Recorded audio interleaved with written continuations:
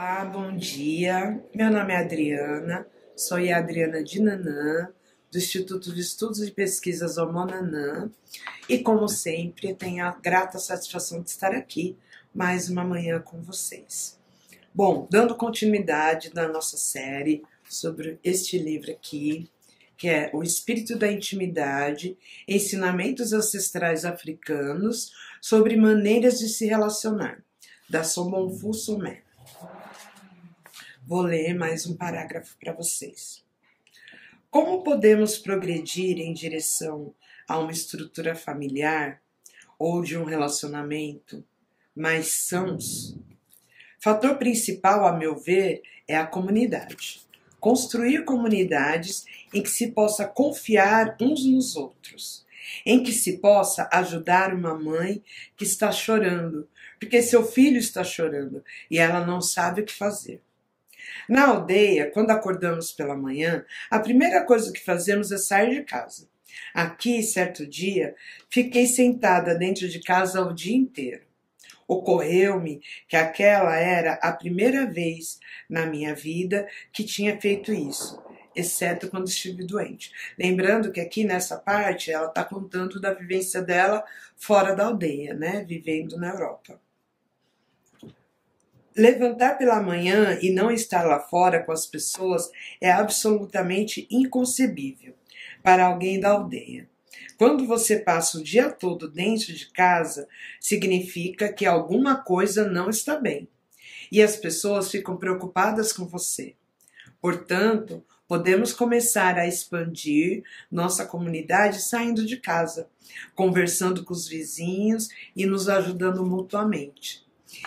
É outra questão para a gente refletir também sobre isso. Durante a pandemia, isso foi uma coisa que pegou bastante.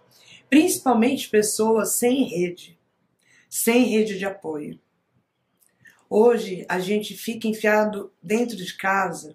Hoje tem agora o sistema de home office, inclusive. Tem gente que se deixar ficar dias dentro de casa e não sai. Se você morrer sozinho dentro de casa, ninguém vai saber, inclusive.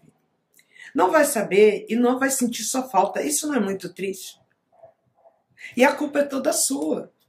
Porque a gente tem a capacidade de morar, não importa se é em prédio. Em prédio eu acho mais agravante ainda. Né? É comum os prédios de 4 apartamentos por andar.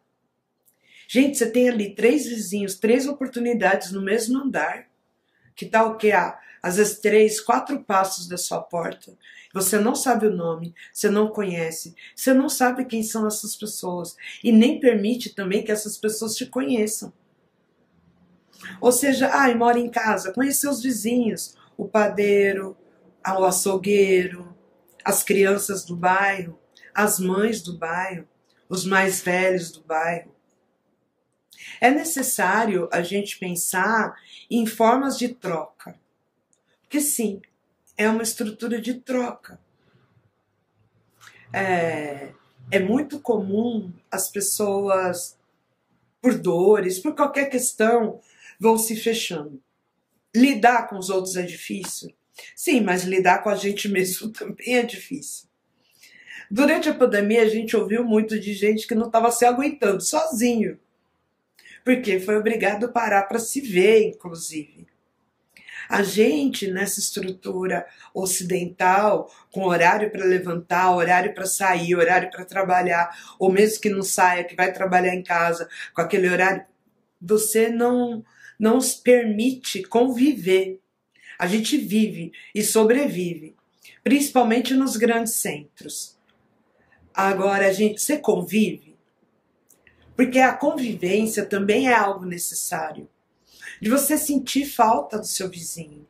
Eu lembro de uma época de infância, nós tínhamos a Dona Maria que morava do lado, colado, vizinho da nossa casa. Essa Dona Maria que foi amiga da minha avó, foi vizinha da minha avó. Viu minha mãe crescer, viu eu nascer. Minha avó e minha mãe viu os filhos dela nascer e crescerem. E era comum faltar uma farinha ou um ovo, você pedir para o vizinho. E nesse do pedir para o vizinho, que pode parecer só uma coisa, solucionar um problema ali imediato, mas é uma forma de convivência. Nessa troca de farinha, né, falta uma xícara de farinha para fazer o bolo que eu quero para o lanche da tarde. E aí ela me dá uma xícara de farinha. E aí eu faço o bolo, e aí eu chamo ela de novo para dar um pedaço do bolo. E nisso a gente pode falar sobre várias questões. Essa vizinha ou vizinho pode contar, às vezes, de uma dificuldade que está tendo com o filho, está desempregado, e às vezes você está sabendo de um lugar que precisa de alguém com as qualificações dele, ou o contrário. Ou você está desempregado ou desempregada, e esse vizinho às vezes sabe de um lugar que precisa de alguém e pode te indicar.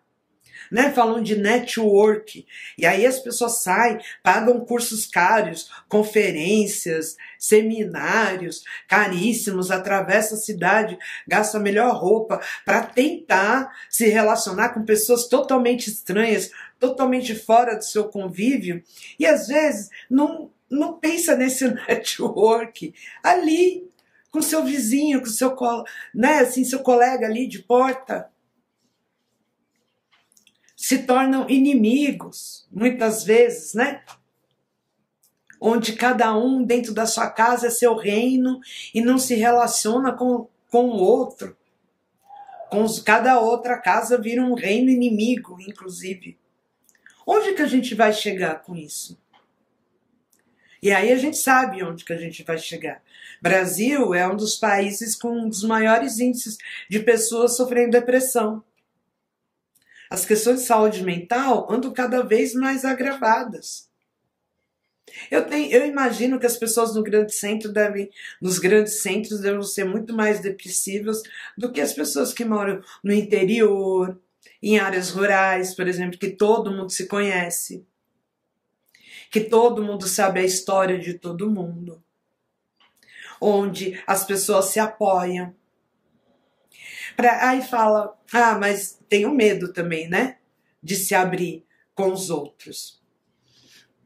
Medo da falsidade, medo da traição, medo da grosseria. Mas se você der o primeiro passo da gentileza, porque você não pode esperar gentileza se você não é gentil com ninguém. E quando a São Bonfim fala do espírito da intimidade, quando fala dessa energia que une os casais, e une as famílias, e une a comunidade, né? Ela fala que em vários momentos, quando um casal está com problema, toda a comunidade está com problema. E não, a gente vive o contrário, a gente vive, né? Briga de marido e mulher, ninguém toca a colher. Tanto que somos um dos países com maior índice de feminicídio.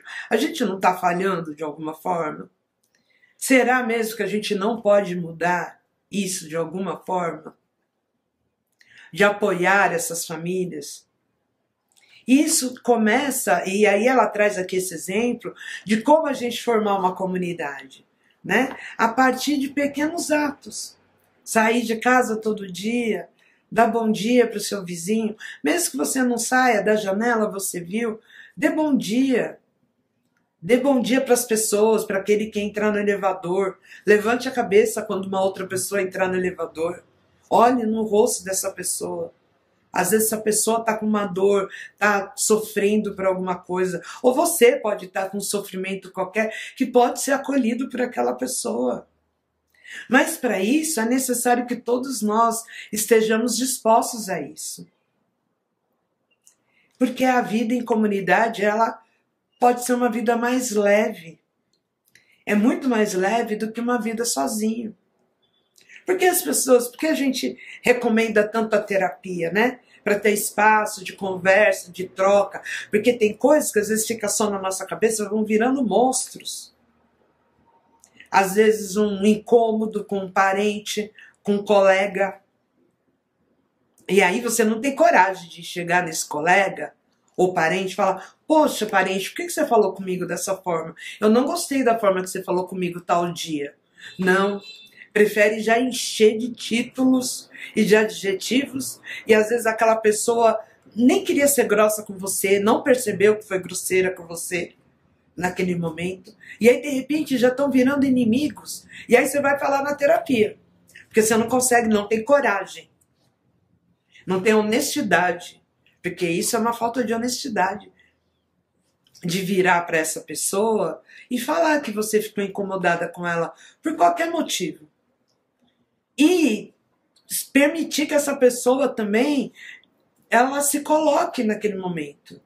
E às vezes você pode descobrir que não era a intenção, a pessoa nem sabia. Ou às vezes estava respondendo mal para uma outra pessoa e nem era para você. Vamos pensar um pouco mais sobre isso. Da gente ter um pouco mais de empatia e da gente ser mais honesto nas relações. Porque as pessoas têm tanto medo de serem traídas, mas também não são honestas nas suas relações. Se você tem relação com as pessoas e você não diz exatamente o que você está sentindo, o que você está pensando, ou você tem que se forçar a finge ser uma outra pessoa, você não está sendo honesto. E aí como você quer esperar pessoas honestas na sua vida se você também não é honesto com aqueles que te cercam? Como podemos montar uma comunidade, viver em comunidade de fato, sem honestidade, sem franqueza, sem empatia, sem acolhimento? Hoje em dia todo mundo quer ser acolhido, mas não tem coragem de acolher ninguém. Todo mundo quer ser entendido, mas não se dispõe a ter um mínimo de empatia para entender o outro.